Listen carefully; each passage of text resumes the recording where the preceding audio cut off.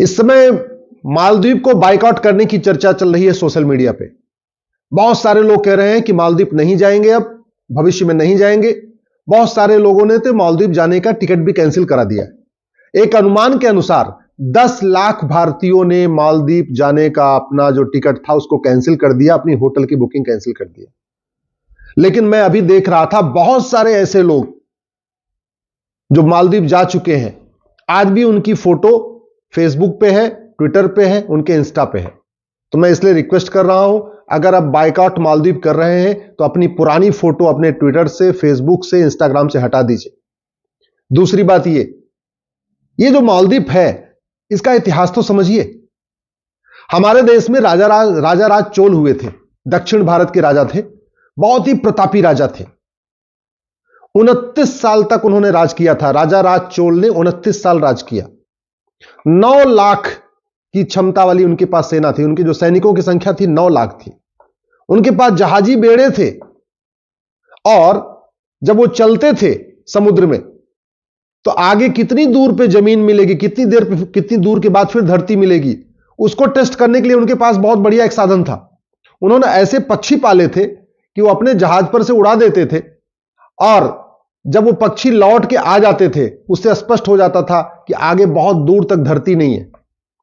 तो मतलब समुद्र में चलते थे जहाज से तो यह भी पता कर लेते थे कि कितनी दूर पे धरती मिलने वाली है या समुद्र लगातार चलता रहेगा।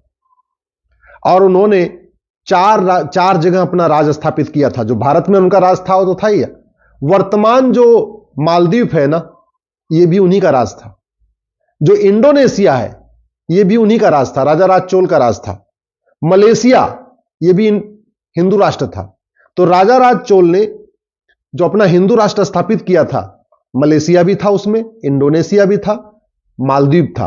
मालदीव एक्चुअली संस्कृत शब्द है मल्लद्वीप, जैसे लक्षद्वीप है ऐसे मल्लद्वीप, ये संस्कृत शब्द है।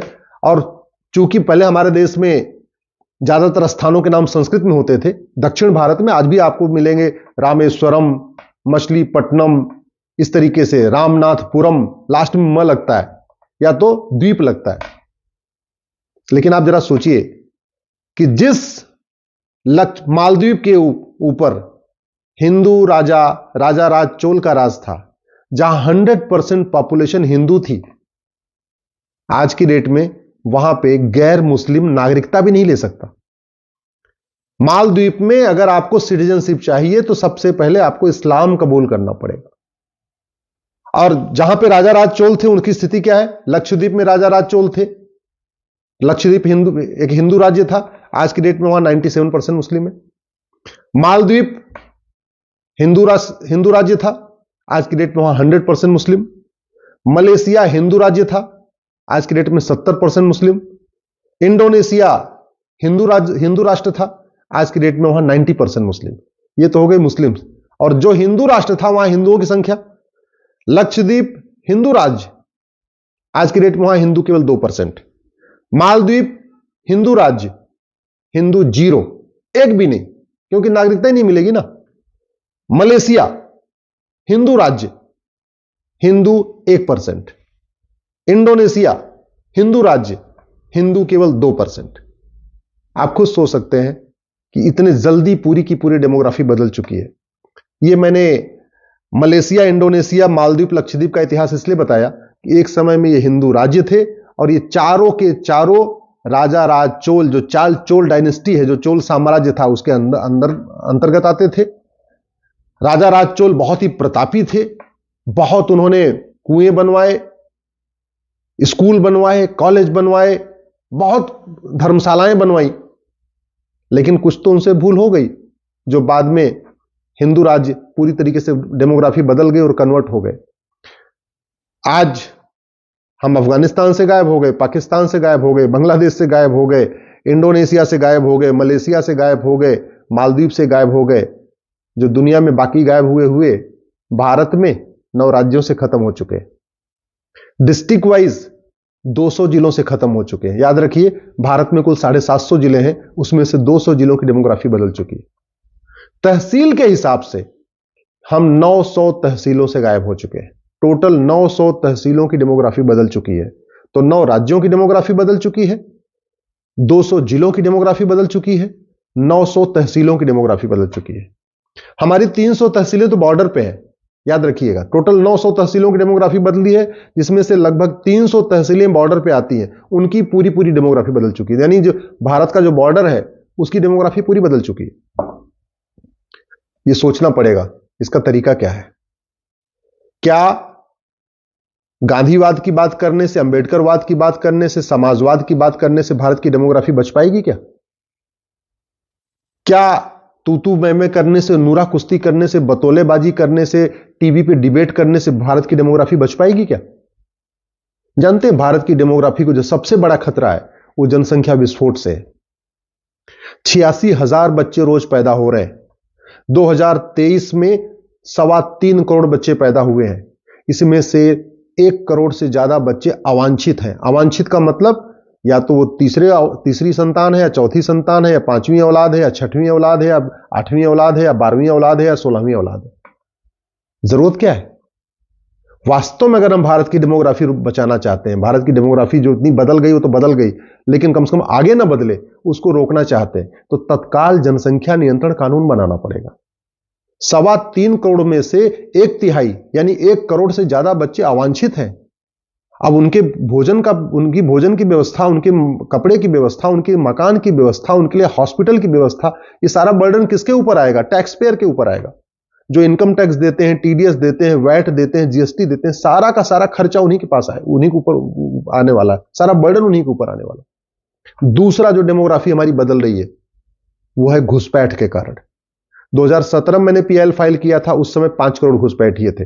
अभी 2024 में ये 5.5 करोड़ हो चुके हैं।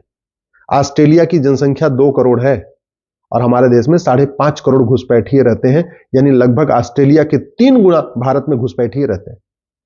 कनाडा की जनसंख्या 4 करोड़ है और भारत में 5.5 करोड़ घुसपैठिए रहते हैं। और ये क्यों रहते हैं? ये घुसपैठिए अमेरिका तो नहीं जाते, चीन तो नहीं जाते, बाकी छोड़ो, दुबई नहीं जाते घुसपैठिए, अरब नहीं जाते। ये घुसपैठिए भारत ही क्यों आते हैं? पाकिस्तान भी नहीं जाते, अफगानिस्तान नहीं जाते, लंका नहीं जाते, भूटान नहीं जाते, भारत ही क्यों आते हैं? केवल प्लान्ड वे में घुसपैठियों को यहां बसाया जा रहा है डेमोग्राफी बदलने के लिए। और घुसपैठिए इसलिए आ रहे हैं क्योंकि घुसपैठियों की 100% प्रॉपर्टी जब्त करने, घुसपैठियों की नागरिकता खत्म करने, घुसपैठियों को 10 से 20 साल सजा देने के लिए हमारे पास कानून नहीं है।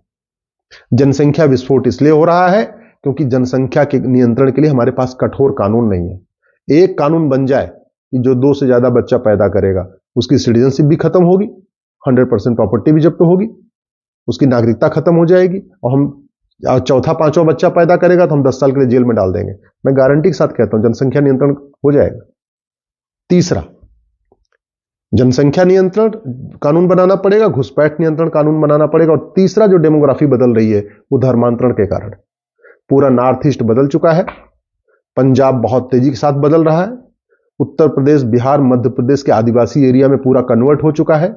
लोगों को पता नहीं है, वो तो रिजर्वेशन के फायदे के कारण लोग बता नहीं रहे हैं या और चीजों के कारण बता नहीं रहे, अंदर अंदर सब कन्वर्ट हो चुके हैं। और ये इसलिए हो रहा है क्योंकि हमारे पास धर्मांतरण नियंत्रण के लिए कठोर कानून नहीं है। एक कानून बनाइए कि जो आदमी हिंदुओं को धर्मांतरित करेगा उसके ऊपर एनएसए लगेगा, यूएपीए लगेगा, गैंगस्टर एक्ट लगेगा, वेजिंग वॉर की धारा लगेगी, 100% प्रॉपर्टी जब्त करेंगे और उसको आजीवन कारावास या फांसी देंगे। कल से ही धर्मांतरण रुक जाएगा, मैं गारंटी के साथ कहता हूं। सठे साठ्यम समाचरित भय बिन होए न प्रीत।